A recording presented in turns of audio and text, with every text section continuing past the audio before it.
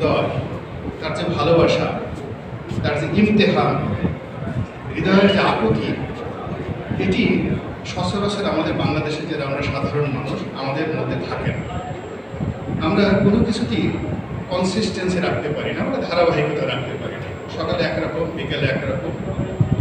সেক্ষেত্রে স্ত্রীর প্রতি ভালোবাসার কথা বলুন কিংবা নিরাপদ সড়ক করার জন্য একটি ধারাবাহিক আন্দোলন চালিয়ে যাওয়া বলুন, 31 বছর ধরে তিনি যে কাজটি করেছেন এটি কোনো সাধারণ বাঙালির কাজ নয়। তিনি যে চলচ্চিত্রের নায়ক, সেই চলচ্চিত্রের নায়ক হিসাবে জনমানুষের জননন্দিত নায়ক হওয়ার যে যোগ্যতাগুলো দরকার, এরকম যোগ্যতা সম্পন্ন একজন মানুষ এই অনুষ্ঠানটি করেছেন। এই জন্য আমার অন্তঃস্থল থেকে তাকে ধন্যবাদ জানাচ্ছি। দ্বিতীয় যে বিষয়টি, সেটি হলো আমাদের এই সড়কের যে সমস্যা। সড়কের সমস্যার মধ্যে রাষ্ট্রীয়ভাবে যে প্রতিষ্ঠানটি রয়েছে বিআরটি, আমার কাছে মনে হয়েছে যে এই বিআরটি হলো সমস্ত ইবলিসের কারখানা। এবং এই প্রতিষ্ঠানটির সঙ্গে আমি 5টি বছর একেবারে পাগলের মতো হয়ে গিয়েছি এটাকে ঠিক করার জন্য। কিন্তু বাস্তবতা হলো এখানকার সিন্ডিকেট এবং সিন্ডিকেশন, এর সঙ্গে রাজনীতি, এর সঙ্গে চাঁদাবাজি এবং এর সঙ্গে হাজার হাজার কোটি টাকার যে অবৈধ লেনদেন, এই বিষয়টি আসলে একজন প্রধানমন্ত্রী, একজন যোগাযোগ মন্ত্রী, তার সঙ্গে সঙ্গে জনগণের একটা সম্মিলিত সহযোগিতা না থাকলে এই সড়কের যে দুর্ঘটনা এটি নিয়ন্ত্রণ করা সম্ভব নয়।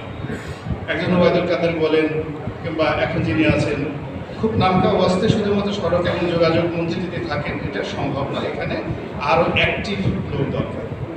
দ্বিতীয়ত হলো যে উন্নত বিশ্বে আমি যে দেশগুলোতে দেখেছি যেখানে হাইওয়ে কনসেপ্ট, সেই হাইওয়ে কনসেপ্ট অনুযায়ী আমাদের দেশে একটি সড়ক এবং মহাসড়ক এখনো পর্যন্ত কার্যকর নেই। পদ্মা সেতুর যে বৃষ্টি মাওয়া থেকে ভাঙ্গা পর্যন্ত হয়েছে, এটি মহাসড়কের থিমটা এখানে বাস্তবায়ন হয়েছে, কিংবা যে 300 ফিট বসুন্ধরার যে রাস্তাটি এটি হয়েছে, কিন্তু এখানে এখনো পর্যন্ত ল অ্যান্ড অর্ডার এটা বাস্তবায়ন করার জন্য যে স্ট্রাকচার দরকার সেটা আমরা এখনো পর্যন্ত শূন্যতে যেতে পারিনি। এরপরে বিভিন্ন জায়গাতে যে সড়কপাতি, ট্রাফিক সিস্টেম, এইগুলোর পাশাপাশি সবচেয়ে বেশি সমস্যা হলো এখানে রাজনীতির দুর্বৃত্তায়ন, অর্থাৎ পরিবহন থেকে চাঁদা নেওয়া এবং পরিবহনের নেতারা অযোগ্য লোকদেরকে ড্রাইভিং লাইসেন্স দেওয়া, মালিকদেরকে পারমিট দেওয়া, এই পুরো জিনিসটি কেবলমাত্র সড়কে যে দুর্ঘটনা ঘটাচ্ছে তা নয়, একই সঙ্গে নৌ পরিবহনের সেখানে দুর্ঘটনার সংখ্যা কিন্তু আরও অনেক বেশি। অর্থাৎ লঞ্চের, ট্রলারে, তারপরে ইঞ্জিন চালিত বোটে সেখানে যে প্রতিনিয়ত কত মানুষ মারা যাচ্ছে, কত দুর্ঘটনা হচ্ছে, এটা যদি সড়কের সঙ্গে যোগাযোগ করা হয়, মানে যোগ করা হয়, এটা আরও বেশি হয়ে যাবে।